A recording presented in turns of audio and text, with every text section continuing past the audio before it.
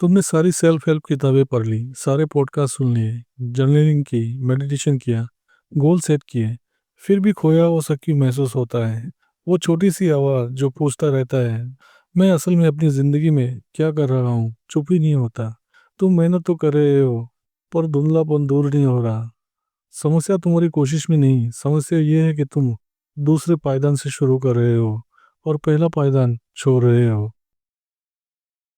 क्या तुम्हें ऐसा लगता है कि तुम एक सेल्फ इम्प्रूवमेंट की एंडलेस साइकिल पर घूम रहे हो?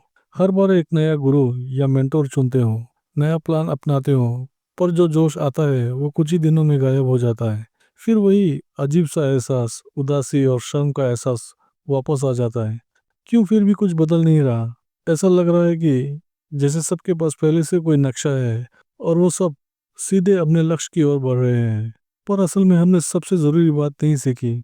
हम जो जवाब ढूंढ रहे हैं, उसके पहले सवाल को समझना ज़रूरी है।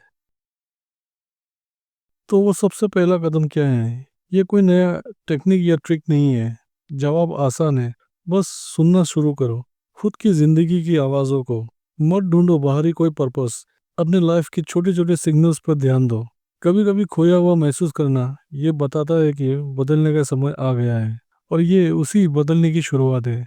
जैसे किसी अनजान शहर में घूमते वक्त नक्शों में पागलों की तरह घूरने की बजाय उस जगह के साइन बोर्ड और रोड के निशान देखो।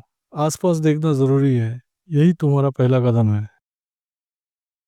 पहला, मैं इसे जॉय ऑडिट कहता हूँ। बड़े सवाल जैसे मेरी लाइफ का पर्पस क्या है, ये पूछना छोड़ दो और छोटे सवाल पूछो। जैसे मैं कब सबसे ज़्यादा अलाइव महसूस करता हूँ। खास पल सोचो, ऐसे छोटे छोटे लम्हे जिनमें समय का एहसास ही खो गया था।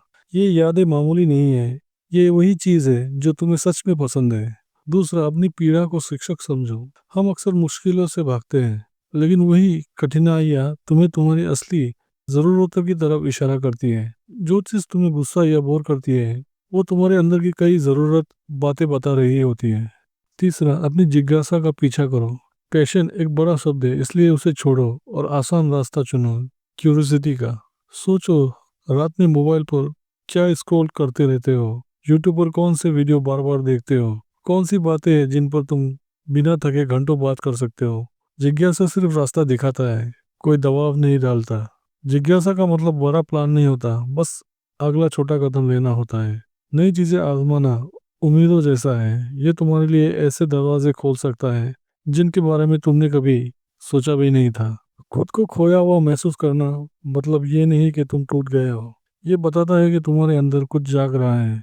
रोज कोई और किताब पढ़ना या सेमिनार ज्वाइन करना सही जवाब नहीं है।